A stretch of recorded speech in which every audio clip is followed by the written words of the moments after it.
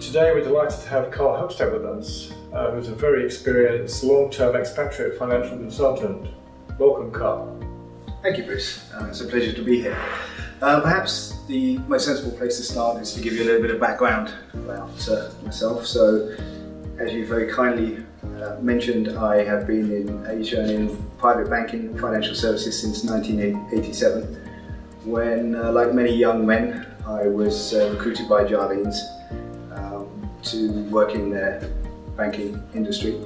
And from there, I spent time with Hill Samuel, another private bank, and then finally my last sort of corporate position was with Lloyds TSB as head of private banking in Singapore. During that time, of course, the market has changed significantly, and that's kind of led us to where we are today. And I'm very proud to be part of this organisation, and ICHOR Partners is Asia's and perhaps arguably the world's first forensic wealth management company. So you specialise, your speciality is forensic wealth management. Could you kindly expand on that concept, please? Yeah, absolutely. Forensic wealth management is really there to, and I believe it defines the core values of our company, which is most operations, whether they're private banks or independent financial advisors today, look to sell products. And a lot of the investment advice has been given based on the products that pay the most amount of commission. This in turn has led to a great number, unfortunately, of expatriate clients, high net worth individuals, and even institutions ending up purchasing products and funds that were not appropriate to their financial needs and were carried significant charges which were, in our opinion, unnecessary. So we're not a sales organisation at all. We don't actively go out to find clients to convince them that our investment proposition and the way that we do business is necessarily better than their existing providers. What we actively solicit are clients that already have an existing financial portfolio. They may already be dealing with an existing financial advisor, and we act as a second opinion, really. We will look at their portfolio, look at the existing plans that they have, and then identify the charges that are built into the products, which they may or may not be aware of, and then remove any of the unnecessary charges. And this is this is now becoming a much greater issue than we first envisaged, in that a lot of the clients that we are seeing are unaware that the products that they purchased carried commissions. They're unaware that a lot of the charges, the trust fees, the discretionary fund management fees that they're paying are duplications of fees that are already built into the products. They are unaware that a lot of the underlying investments pay additional fees and commissions to their advisory company. And these fees, in our opinion, particularly soft commissions, should be passed on to the client to give them a discount. Clients, financial advisors, bankers, investment managers, we cannot control the markets. We can analyze them. We can put forward recommendations as to whether or not we think a particular investment will go up or down, but we can't control that market, and nor can the client. What the client can control, though, are the fixed costs associated with his existing financial plans that can be removed, or at the very least reduced. And in so reducing them or removing them altogether wherever possible, the net result is that the investment return of the overall portfolio will increase because the cost of investment decreases. Right. So we seek to identify the fixed costs built inside clients' portfolio and then to remove them. Right. So is this the main area that's changed in your 35 years or so in the financial advice business? The market has changed beyond all recognition in the last 35 years, but if we make it a little bit easier to manage, if we say in the last 10 years, there have been some very significant changes. Obviously we have the internet, and that is a fantastic resource.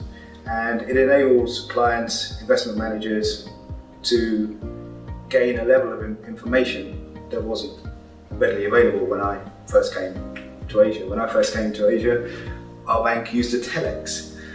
And then we had this wonderful thing called a fax machine, and then the internet. And we actively encourage people to do the research. So we have a more financially aware clientele, which is a good thing. The bad thing is, post 9/11, the world changed, and institutions, governments have been very focused on anti-money laundering legislation, and they haven't been so focused on the regulatory environment, the regulation of the financial services industry. And where they, particularly in Asia, where they have focused on it, it has tended to be in relation to their nationals, not so much the expatriate market. So, with all of that in the background, all the volatility, all the changes that we've seen in the world over the last 10 years, we have also seen, sadly, the demise of the professional independent financial advisor, the true private banker, and we have seen the rise of the commission-driven sales organisation.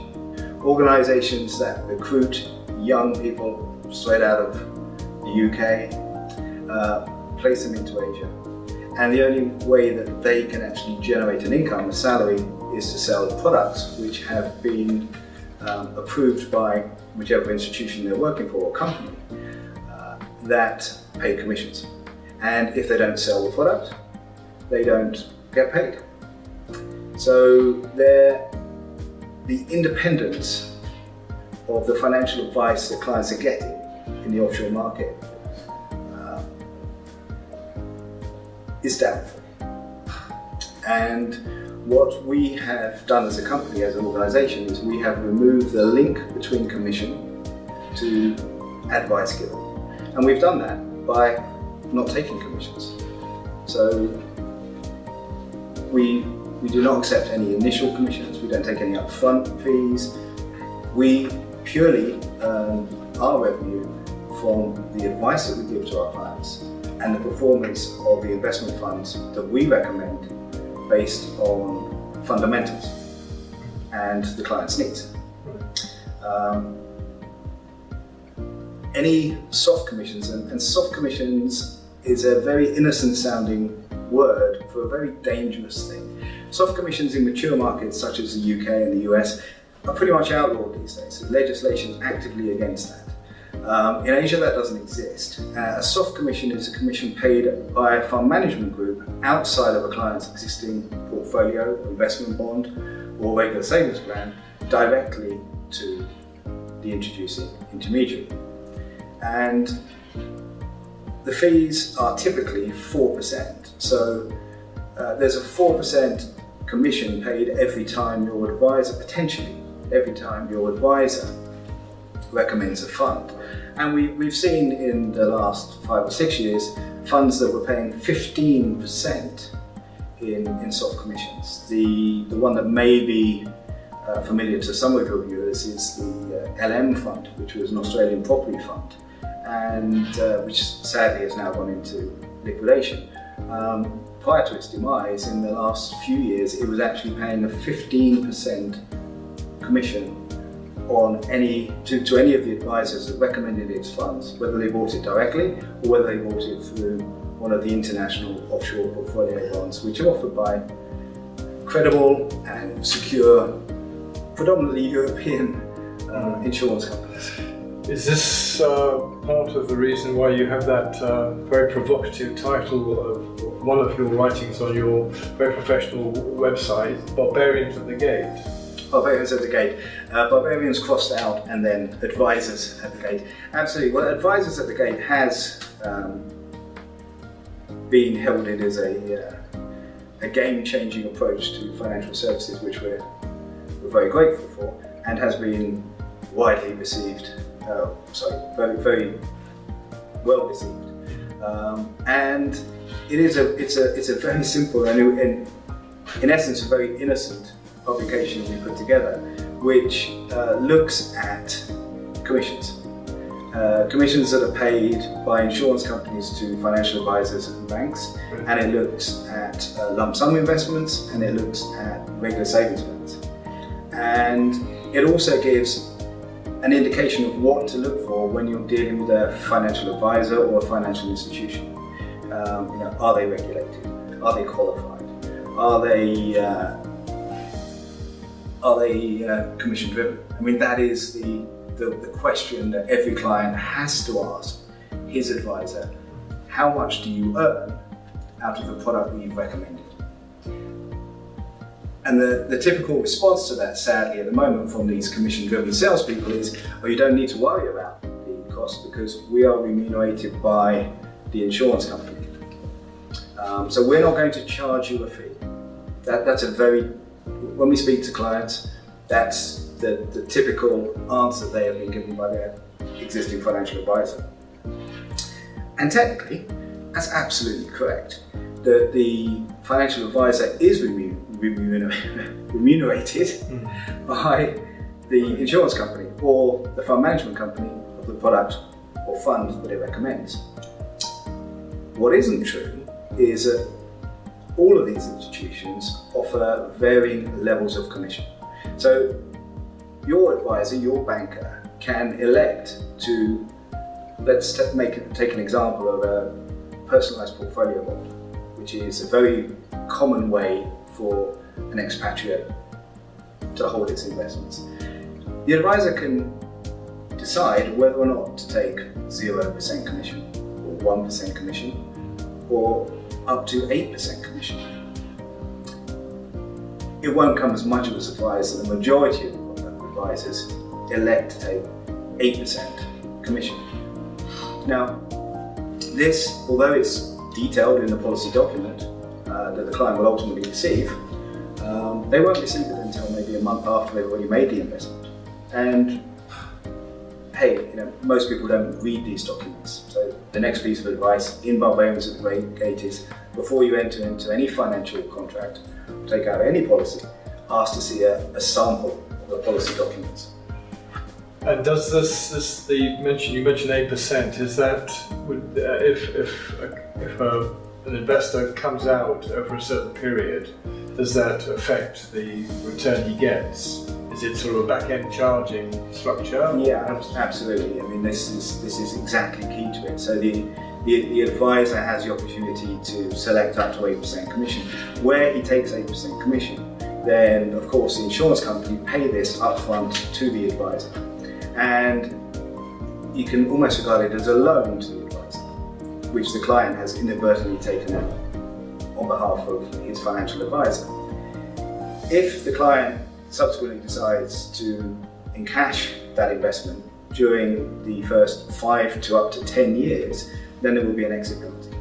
And the exit penalty will be there to reclaim the amount of commission paid to the advisor, and also any of the lost revenue charges and expenses that have been incurred by the insurance company.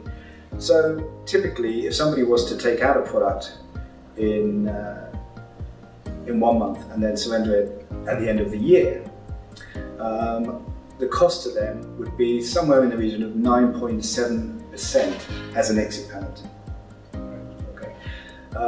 That type of structure, this back-end charge, where the charge is reduced over a period of time, be it 5 years, or 8 years, or 10 years, can also be found in some funds that are recommended.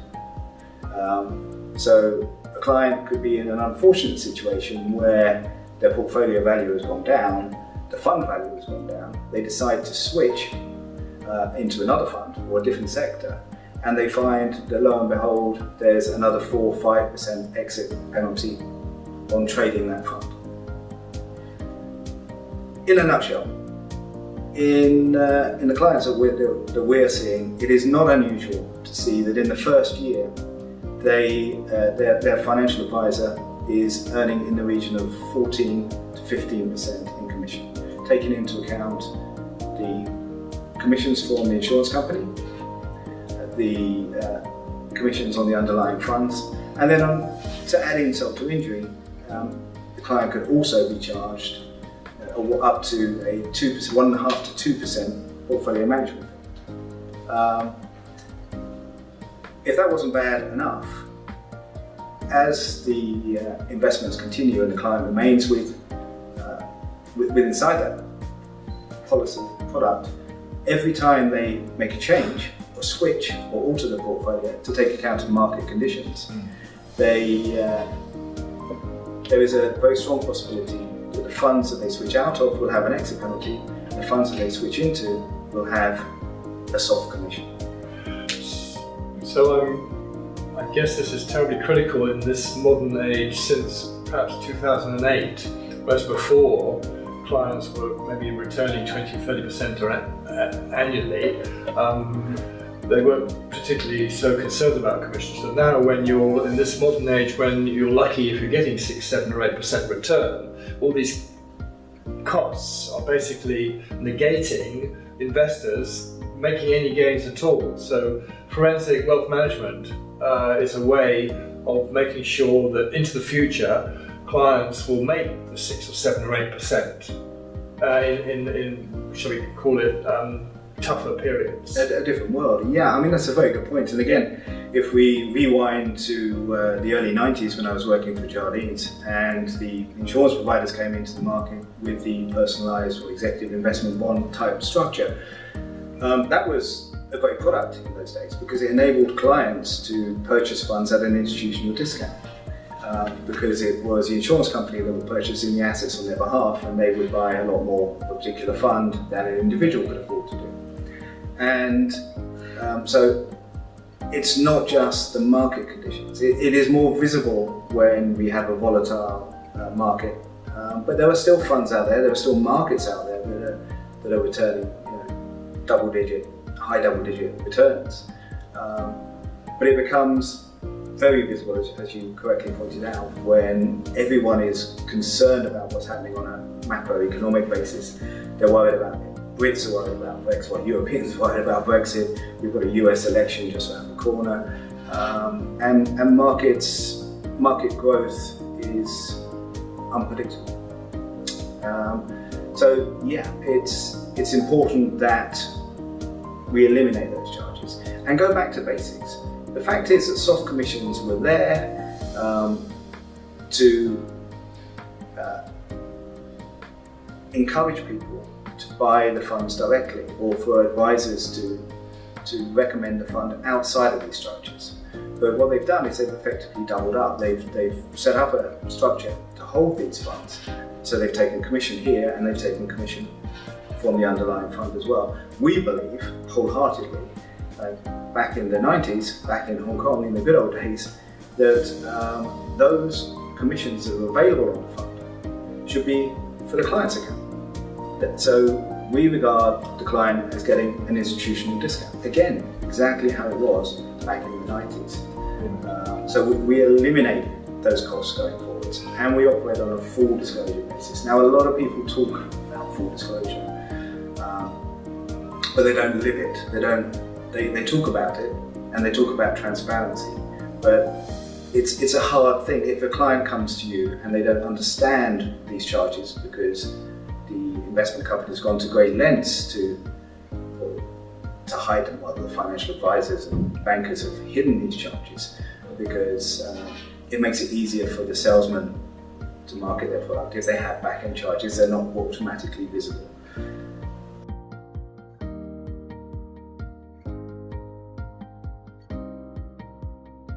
Just if I may say in summary, it appears to me from what you're saying that ICHOR is really the new dawn in the financial advising age, whereby the priority is being given much more to the wealth and profit made available to the investor, rather than the wealth and profit of the person who's selling the product to the investor. There's much more focus on looking after the potential investor. into the future. So it's a dawning of a new age which hopefully will be accepted worldwide. Well, absolutely. And sorry to pick up from sort of where I left off, the issue of transparency. How do we prove that we are different to the other banks and other institutions? We do that by being totally transparent, by actually showing our clients who come to us where the embedded fees are, and then on every recommendation that we make, if it generates a soft commission, we show them our terms of business with that company, the fact that they are going to pay us X amount of commission, and we show quite clearly that that commission is being discounted and rebated back into their portfolio at every step of the way. Right. So all the cards are on the table. Absolutely. Which is a win-win situation. Yeah, in-house we call it T. So we refer to it as transparent, right, ethical advice. We've also taken an unusual step in that we don't employ anybody on commission. So nobody in this organisation is remunerated by commission. They're all salaried. And they are targeted, but they're targeted on AUM and more importantly on client retention. AUM? Assets under management. Okay. So for them to receive a bonus at the end of the year, they have to have demonstrated that the assets under management have increased. So again, we're aligning ourselves with our clients. We only earn a fee if the client's portfolio goes up. Also, by removing the charges that are embedded in these products, we are able to allow our clients that if we don't do a good job, so if we do not perform, if our proposition doesn't do what it says on the tin, then they can sack us. And they can come out of their portfolios without any charges whatsoever. And we believe that in this environment, people need flexibility, they need liquidity. And I've been accused of being overly passionate about this, but I firmly believe that unless the financial services industry and the offshore market as a whole embraces this, we have no chance whatsoever in restoring the faith and the trust in a very, very beleaguered, unregulated offshore financial environment. Right. And after 30 years, 35 years actually, in the private banking and financial services industry, an industry that has been fantastic to me. It's taken me all over the world. I've met some of the most amazing people.